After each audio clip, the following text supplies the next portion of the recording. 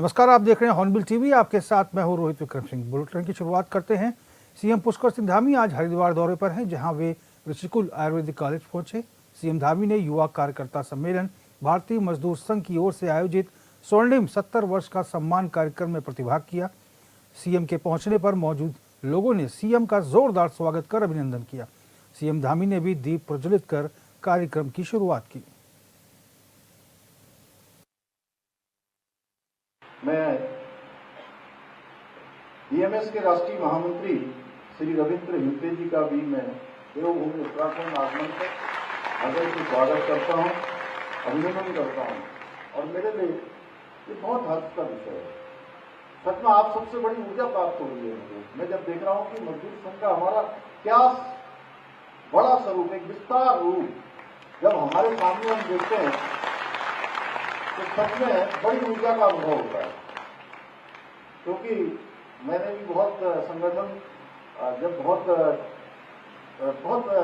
कम संख्या में लोग थे, समय से मैं भी संगठन का एक सामान्य कार्यकर्ता, छोटे कार्यकर्ता के रूप में और प्रारंभिक रूप में जब मैंने देखा कि अनेक परेशानियों का सामना संगठन में लोगों को संगठन खड़ा करने में होती है, अनेक चुनौतियों का सामना करना पड़ता है। साथियों, भारतीय मजदूर संघ आगामी 23 जुलाई को अपनी स्थापना के 70 वर्ष पूर्ण करने जा रहा है। और अभी जो हिंदी जी भाई साहब को कह रहा था मैं गलत नहीं हूं, तो शायद मैंने कहा सबसे पहले विद्यार्थी परिषद बना, फिर जनसंघ बना और उसके बाद हमारा भारतीय मजदूर संघ बना। तो 23 जुलाई को अपनी स्थापना के 70 वर्ष पूरा कर रहा है और आप सबका एक कार्यक्रम भी आज इसी निमित्त हो रहा है। और सच में ये जो 7 दशक की यात्रा है, इसमें बहुत विस्तार से अनुपम जी ने भी बताया, रविंद्र हिंते जी भाई साहब ने भी बताया कि तपस्या, संघर्ष, श्रम और राष्ट्र निष्ठा की गौरव का था। यानी कि मजदूर हमारे कितनी भी परेशानियों में क्यों न हो, हमारे श्रमिक भाई कितनी परेशानी में क्यों न हो, उनके लिए वो नारा नहीं टिक बैठता कि चाहे जो मजबूरी हो, हमारी मांगें पूरी हो। आप तो हमेशा से राष्ट्र प्रथम, यानी कि मेरा देश पहले है, इस विचार को लेकर लगातार काम करते रहे। और जिसने भारत के मजदूर आंदोलन को स्वदेशी विचारधारा से जोड़ते हुए उसे एक सशक्त वैचारिक दिशा प्रदान की। भारतीय मजदूर संघ ने स्वयं को केवल श्रमिक हितों की रक्षा तक ही सीमित नहीं रखा, बल्कि राष्ट्र निर्माण का आधार स्तंभ भी श्रम शक्ति को बनाया। भारतीय मजदूर संघ ने श्रमिकों को सांस्कृतिक चेतना, नैतिक मूल्य और सामाजिक उत्तरदायित्व को जोड़ते हुए श्रम योगी से राष्ट्र योगी बनने का मार्ग प्रशस्त किया। 1955 में तत्व चिंतक राष्ट्रऋषि श्रद्धेय स्वर्गीय दत्तोपंत ठेंगड़ी जी ने भारतीय मजदूर संघ की स्थापना की। उस समय देश नव निर्माण की दिशा में अग्रसर हो रहा था, परंतु उस दौर के श्रमिक आंदोलन में विदेशी विचारधाराओं का प्रभाव रहता था और सारे आंदोलन उसी से प्रभावित हुआ करते थे। मजदूर संगठनों में वर्ग संघर्ष की भावना हावी थी और वो राष्ट्र की अखंडता और एकता के लिए उनका चिंतन शून्य दिखाई देता था। यहां तक कि भारत माता की जय, जो हम लोग जिसका हर एक कार्यक्रम में, अगर हम किसी कार्यक्रम की शुरुआत करते हैं तो भारत माता की जय बोलते हैं, वंदे मातरम बोलते हैं, जैसे मैंने भी बोला अभी यहां से, आप सब लोगों ने उसको दोहराया। उस समय वंदे मातरम और भारत माता का उद्घोष करने पर भी बड़ी विकट स्थिति पैदा हो जाया करती थी, मारपीट तक की स्थिति पैदा हो जाती थी। ऐसे समय में श्रद्धेय दत्तोपंत ठेंगड़ी जी ने राष्ट्र, उद्योग और श्रमिकों के सभी के हितों को ध्यान में रखते हुए श्रमिकों का राष्ट्रीयकरण, राष्ट्र का औद्योगिकरण और औद्योगिकरण का श्रमिकीकरण का विचार प्रस्तुत किया। उनके द्वारा रोपा गया ये पौधा आज एक विशाल वट वृक्ष बनकर तैयार हो गया है और देश का सबसे बड़ा श्रमिक संगठन बन चुका है। और राजनीति से ऊपर उठकर राष्ट्र नीति को केंद्र में रखकर स्वदेशी दृष्टिकोण के लिए सभी हितों के लिए निरंतर कार्य कर रहा है। आदरणीय दत्तोपंत ठेंगड़े जी में न केवल भारतीय मजदूर संघ के वो संस्थापक थे, बल्कि उन्होंने भारतीय किसान संघ, स्वदेशी जागरण मंच और इनके जैसे कई राष्ट्रवादी संगठनों की स्थापना की। साथ ही अखिल भारतीय विद्यार्थी परिषद सहित कई संगठनों के सह संस्थापक भी रहे। उनका पूरा जीवन संगठन निर्माण, राष्ट्र चिंतन और वैचारिक क्रांति का जीवन उदाहरण रहा। उन्होंने समाज के प्रत्येक वर्ग को राष्ट्रीय पुनर्जागरण के यज्ञ से जोड़ने का काम किया। उनके विचारों से नेतृत्व क्षमता, तपस्वी व्यक्तित्व ने एक ऐसी वैचारिक क्रांति को जन्म दिया जिसने देश के श्रमिकों को, किसानों को, मजदूरों को, विद्यार्थियों को और बुद्धिजीवियों को राष्ट्र निर्माण के लिए संगठित किया। राष्ट्र निर्माण की दिशा में उन सभी को प्रेरित करने का काम किया, एक दिशा और उनको मार्ग दिखाने का काम किया। आज के इस अवसर पर मैं सच में उनका यहाँ चित्र लगा, हमने माल्यार्पण किया, पुष्पांजलि करी। मैं राष्ट्र ऋषि श्रद्धेय स्वस्ति दत्तोपंत ठेंगड़े जी को आगे बढ़ेंगे। उत्तराखंड के पहाड़ों में बारिश के समय में भूस्खलन आम बात है। तेज बहाव में पानी के साथ मलबा बहकर नदियों और नालों में जम जाता है, जिससे एक समय में साफ नहीं किया जा सकता, तो खतरा और पैदा हो जाता है। इस वक्त उत्तरकाशी के गंगोत्री धाम में गंगा नदी में आरबीएम यानी रेत, बजरी और गाद भर गया है, जिसे साफ करने की मांग की जा रही है। पुरोहितों का कहना है कि ध्यान नहीं दिया गया तो आने वाले वक्त में जब उफान पर नदी होगी तो काफी नुकसान हो सकता है। ये रिपोर्ट देखिए।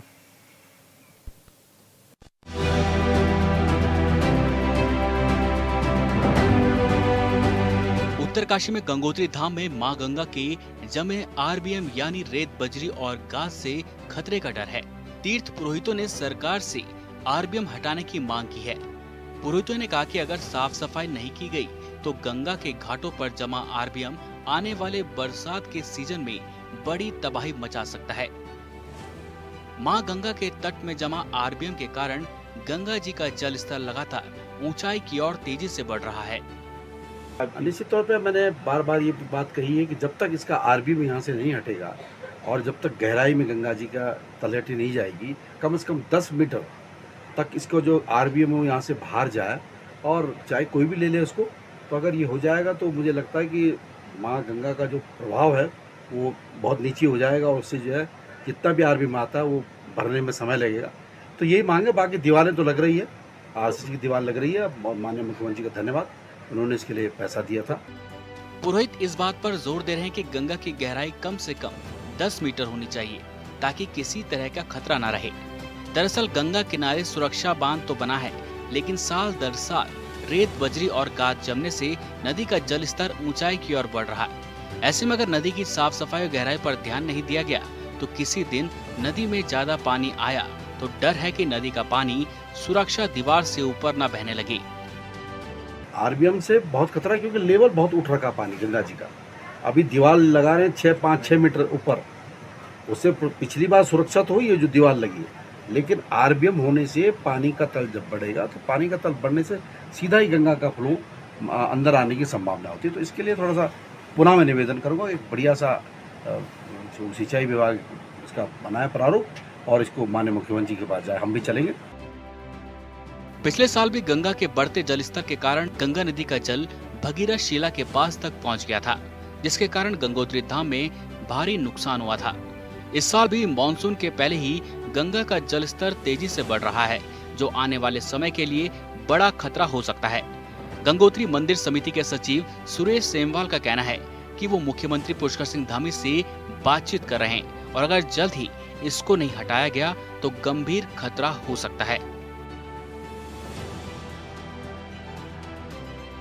उत्तरकाशी से हॉर्नबिल टीवी के लिए दीपक नौटाल की रिपोर्ट।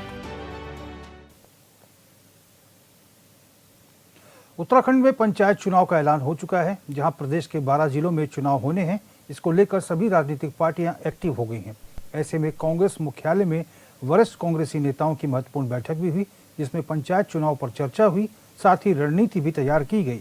बैठक में प्रदेश सह प्रभारी सुरेंद्र शर्मा, कांग्रेस प्रदेश अध्यक्ष करण महारा, नेता प्रतिपक्ष यशपाल आर्य, पूर्व सीएम हरीश रावत समेत कई वरिष्ठ अधिकारी नेता मौजूद रहे।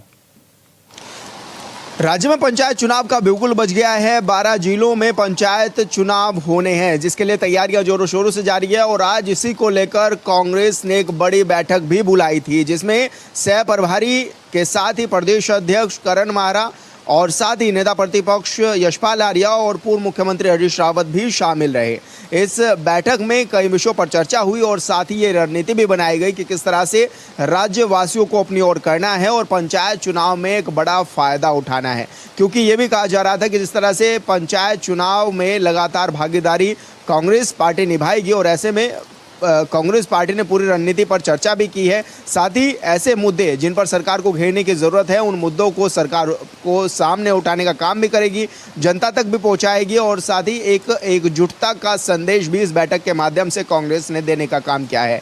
यानी कि पंचायत चुनाव को लेकर कांग्रेस फुल एक्शन मोड में नजर आ रही है। हॉर्नबिल टीवी के लिए देहरादून से विशाल गर्ग।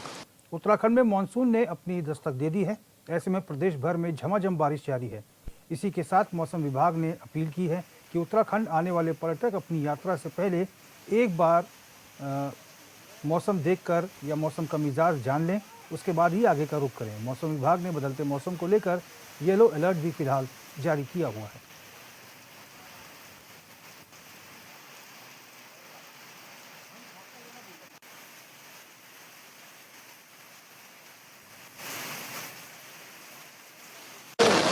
उत्तराखंड में मानसून ने अपनी दस्तक दे दी है और इसी के साथ ही पूरे प्रदेश में बारिश का कहर भी देखने को मिल रहा है।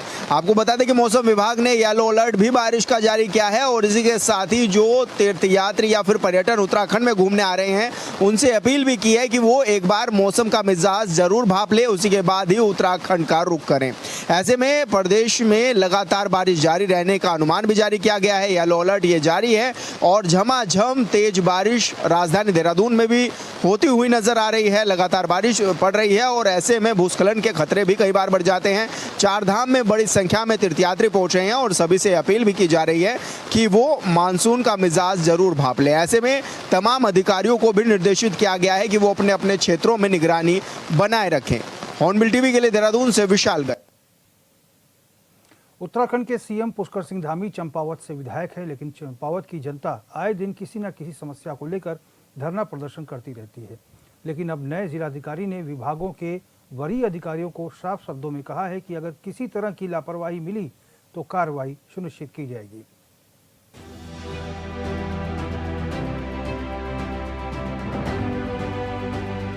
चंपावत के 24वें जिलाधिकारी के रूप में मनीष कुमार ने औपचारिक रूप से पदभार ग्रहण किया।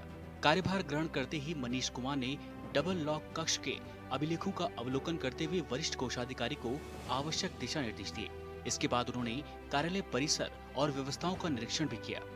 प्राथमिकताओं को साझा करते हुए उन्होंने कहा कि उनकी पहली प्राथमिकता जिले में संचालित विकास कार्यों को गति देना है। मेरा जैसा माननीय मुख्यमंत्री जी के लगातार निर्देश प्राप्त होते हैं और उनका मार्गदर्शन में मुझे जनपद का कार्यभार मिला है, उसमें मुझसे जो अपेक्षाएं और आकांक्षाएं हैं कि चंपावत जो है वो आदर्श चंपावत के रूप में समयबद्ध रूप से इसको कार्य किया जाए, नवाचार के कार्य किया जाए, शिक्षा, स्वास्थ्य, पेयजल, महिला कल्याण और वृद्ध कल्याण, इन सभी चीज़ों में भी काम किया जाए। जिलाधिकारी ने कहा कि आदर्श चंपावत की परिकल्पना को मूर्त रूप देना और जनता की समस्याओं को त्वरित समाधान सुनिश्चित करना है। उन्होंने कहा कि मुख्यमंत्री ने कहा कि चंपावत को आदर्श जनपद बनाना है, लिहाजा इसे लेकर गंभीरता से काम किया जाएगा। सबको समर्पण और संवेदनशीलता के साथ कार्य करना होगा। जल जीवन मिशन की प्रगति पर विशेष बल देते हुए उन्होंने कहा कि केवल सर्टिफिकेट प्राप्त करना नहीं है, नालों में वास्तविक रूप से पानी आना चाहिए। आपदा के जो दुष्परिणाम है उसको कम करने के लिए कार्य किए जाएं और विकास की योजनाओं को समयबद्ध रूप से धरातल पर उतारा जाए, उसको कंप्लीट किया जाए। ये चीज़ें देखना और साथ ही साथ जो जन अपेक्षाएं हैं और एक पारदर्शिता है, उसको लाने के लिए जो भी कार्य किए जाने हैं उसको किया जाए। हम लोग रजत जयंती वर्ष में हैं, तो इसमें जो मूलभूत सुविधाएं हैं इनको नागरिकों को धरातल उनके घर तक पहुंचाना, धरातल पर उतारना, इन सभी के लिए हमारी पूरी टीम माननीय मुख्यमंत्री जी के निर्देश पर काम करेगी और एक समयबद्धता का जो मेन थीम रहता है उस पर भी हम लोग काम करेंगे। पारदर्शिता और सरलता, सुलभता और नागरिकों के लिए सभी हमारे जो कार्यालय हैं उनके लिए उपलब्ध हैं। इसमें जितने भी हमारे अधिकारी हैं ये सभी लोग सभी से आज हम लोगों ने बैठक की है। उन्होंने सभी ने आश्वस्त किया है कि जो भी जन भावनाएं हैं, जन अपेक्षाएं हैं और हमारी राज्य सरकार की, भारत सरकार की जो स्कीम्स हैं उनको लाभार्थियों के घर तक पहुंचाने का कार्य जो है पूरी टीम एक समयबद्ध रूप से कार्य इसको संपन्न करेगी। जिलाधिकारी ने स्पष्ट किया कि बिजली, पानी, सड़क जैसी बुनियादी सुविधाओं पर विशेष फोकस रहेगा। सभी विभाग अधिकारियों को निर्देशित किया गया है कि वे अपने अपने विभाग के कार्यक्रमों और योजनाओं को नियमित रूप से स्वयं समीक्षा करें। उन्होंने कहा कि अधिकारी बहाने नहीं, समाधान प्रस्तुत करें। शासन की अपेक्षाओं पर खरा उतरना हमारी जिम्मेदारी है। जो महत्वपूर्ण योजनाएं यहाँ पर हैं, चाहे वो सड़क की हो, स्वास्थ्य की हो, बिजली की हो, पानी की हो, इन सभी पर भी काम किया जाएगा और आजीविका के स्रोत संवर्धन, आजीविका का कार्य, जल वर्षा संचयन, जल संरक्षण, इन सभी चीज़ों पर जो है रणनीति बनाई जा रही है, इस पर काम किया जाएगा। और वर्तमान में जो अभी हमारे सामने जो एक चुनौती है वो इलेक्शंस की है, आपदा का समय भी चल रहा है, तो उसके लिए भी हम लोगों ने रणनीति तैयार की है और हमारी पूरी टीम इस पर कार्य कर रही है और जल्द ही हम लोग इसमें जो हमारे सामने इलेक्शंस है इसको हम लोग एक अच्छे तरीके से और सभी जितने भी हमारे निर्वाचक हैं उनको सम्मिलित करते हुए इस कार्य को अच्छे से संपन्न कराएंगे। इसके लिए हम लोग सभी लोग वचनबद्ध हैं और मेरी टीम ने आश्वस्त किया है कि जैसी अपेक्षाएं हैं हम लोग सभी लोग इन अपेक्षाओं को, जन अपेक्षाओं को समय से पूरा करेंगे। मनीष कुमार ने प्रशासनिक अधिकारियों और कर्मचारियों से यह भी अपेक्षा जताई है कि जनता के साथ सामान्य व्यवहार करते हुए आत्मीयता का प्रदर्शन करें ताकि जन सरोकार की मूल भावना सशक्त हो सके और शासन का मानवीय चेहरा सामने आए। Bureau report, hornbill TV. Uttarakhand की राजधानी देहरादून को स्मार्ट सिटी बनाने के नाम पर पहले सैकड़ों रुपए खर्च किए जा चुके हैं और अब 10,000 करोड़ रुपए खर्च करने की तैयारी की जा रही है। सत्ताधारी पार्टी के विधायक भी ये मानते हैं कि शहर में बेहतर ड्रेनेज सिस्टम नहीं रहने के कारण बरसात के दिनों में कई इलाकों में जल भराव होता है। ये रिपोर्ट देखिए।